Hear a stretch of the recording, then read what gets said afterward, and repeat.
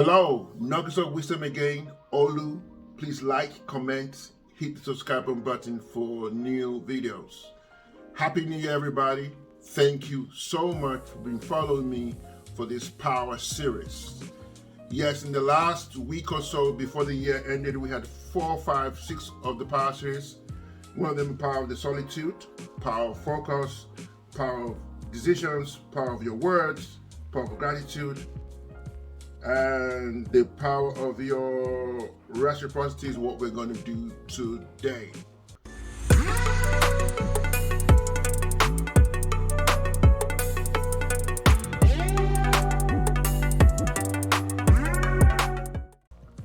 Guys, I want to thank you so much for being viewing this content. It's been I've been hearing some of your comments. I really appreciate it.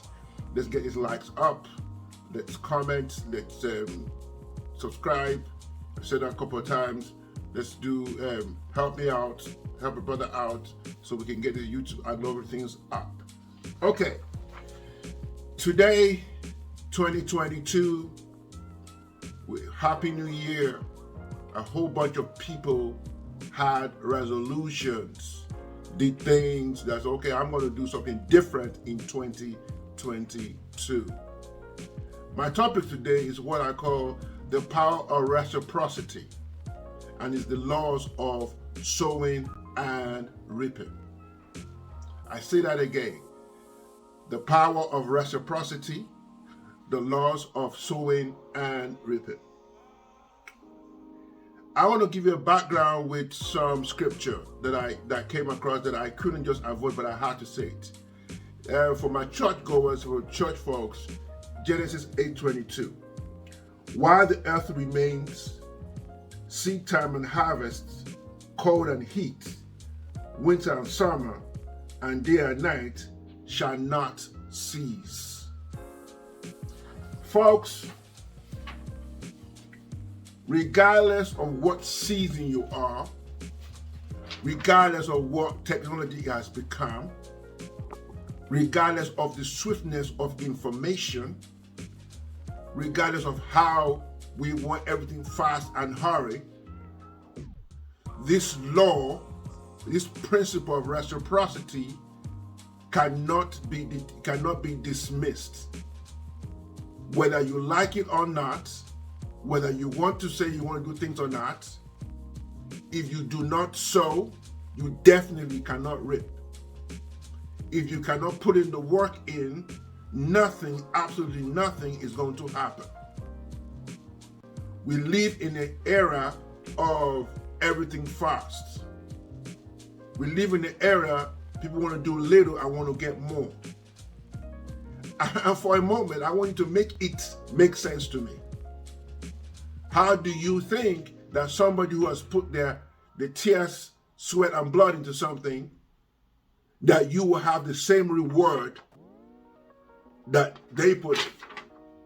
We look at everybody probably on social media. Maybe somebody might flaunting their wealth for some reason, showing their Lamborghinis and their cars. But there's some people who are genuinely actually worked.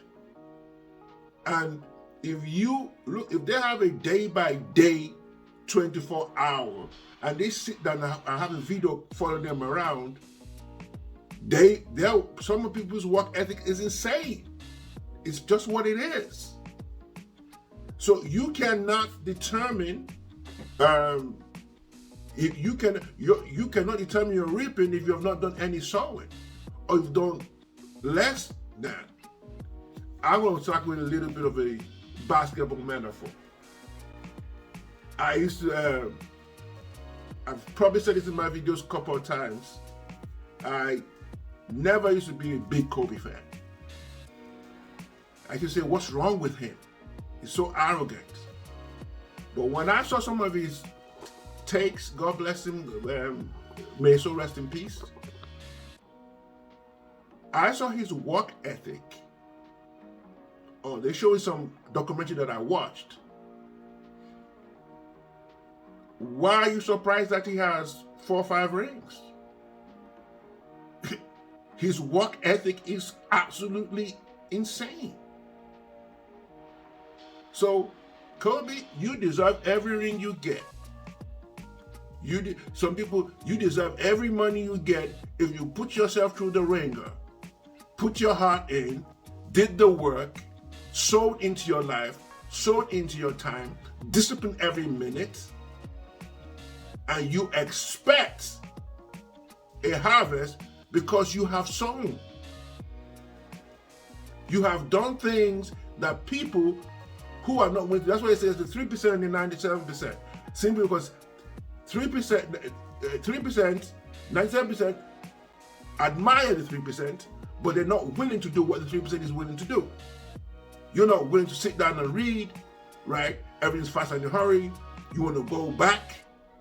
There's no time to actually sit down and actually look at anything, to learn the business, learn the craft, learn that you know how to do, but you probably need to get better at. The law of sowing and reaping. As long as the world lives, as long as the earth remains, it doesn't matter what technology is out there. Until you start sowing, there is no reaping. It's just basically what it is. So in 2022, if you want to reap, you can have the best intentions. I don't want to bust your bubble. But if you do not sow, and if you don't put in the thing that is needed, I hear a lot of people say, I want the bag, I want the bag. Oh, give me the bag. They talk about generational wealth. They talk about relationships. How are you going to do that if you're not sowing anything? How are you going to do that if you're not sowing anything? If you're 20, 30, 40, and you've not done nothing in your 20s, you cannot determine to reap at all. Where do you go to? Can you go back for what you've not sown? So guys, it's going to be very quick today. I'm going to have 7 characteristics of sowing. 7 characteristics of sowing. Number 1, you have to know the quality of the soil you are sowing into. If you are sowing into bad soil like a farmer, the first thing the farmer will do is look at the quality of the soil he is sowing or she is sowing into to sow. Because not every ground is fertile soil for you to sow into. Let me bring that home. You are sowing into a relationship that you know that is going nowhere. No amount of tears you put in, these people are depleting you emotionally, physically, and killing your spirit. How can you say you want to sow into that? It's not going to happen unless something has to change. Something has to change. The soil has to change. Number 2, sowing is not for folks who cannot cultivate the crops. Let me put it plainly. It is not for lazy folk. It's not for folk who would say, "No, I've sown the seed. I'm going to sit back, right, and do nothing." Because even when you sow the seed, a good farmer will tell you have to pull out the weeds. So let's say let me bring that home. I'm in a career. For me, I'm in IT. Software changes every year. Yes, I may have invested in my education 5-10 years ago, but I need to go back and look at the things that I'm not doing, or the new stuff coming up, or things that have been my obstacle. That may be my weeds. I'm in a relationship. My communication sucks. That may be my weed. I need to pull those things out. So it's not for people who's going to sit back and say, "Now I got it. I don't have to do anything." No, it's not going to work. Number 3, sowing is a lifestyle and not a hobby. Some people say that when you talk to people who have failed in business, I hear this a lot. They say something like, "Oh, I tried that before. It did not work." Maybe you think you are not around the right people. Maybe you had the wrong team. So it has to be something that you want to do. It has to be something that you have to keep on improving in. It's not something that you're going to say, oh, no, I did last year, so I don't have to do it this year. That's not sowing. And nobody in their lifetime can sow one seed. Just the same way you can't save money 10 years ago and say, I'm not going to save money now. I invested 10 years ago, I don't want to invest now. No, it has to be a lifestyle. It cannot be a hobby. Number 5, the level of your sowing determines the level of your reaping. I say that again. The level of your sowing determines the level of your reaping. I used to hear, it's a very big quote that people say, that, what's that saying again? It's going to come back to me. He says this way: hard work beat talent when talent refuses to work. So there is this person here has raw talent. With a little bit of work, he will be a beast. Right? Then this person here has above average talent. But you know what he does? He compensates that above average talent with work.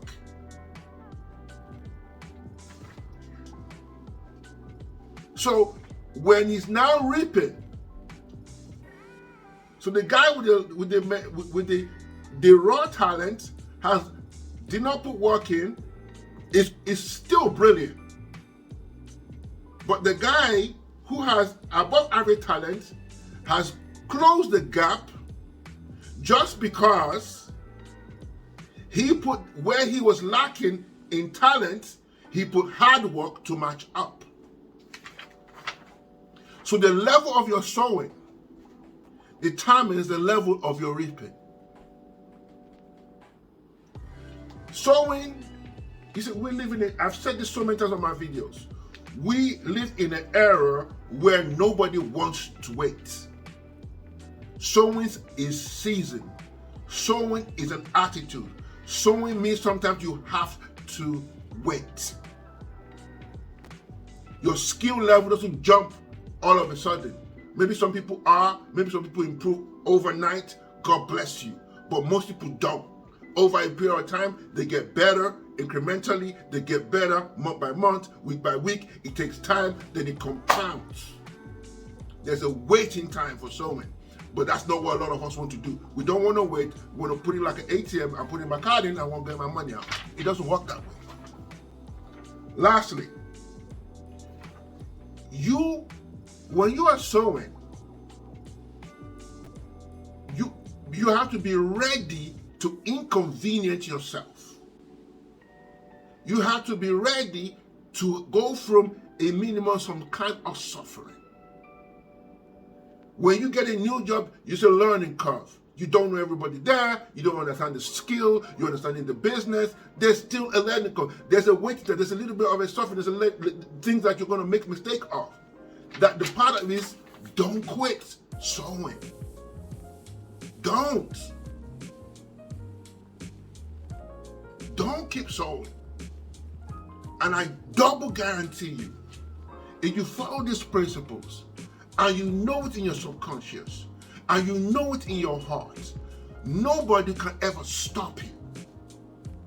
Yes, it may take time. Yes, you may be slow. Yes, things may not show up the way you want it. But I double guarantee you, when you put this into your spirit, into your mind, and you know all these characteristics, I guarantee you, you will start reaping in so many ways. At some point, it will start compounding. God bless you. This is Olu again, Nuggets of Wisdom. Please, I want you to comment, drop me some gems, drop me some comments on what's going on. So this is going to be the last of the Power series. God bless, and I'm out.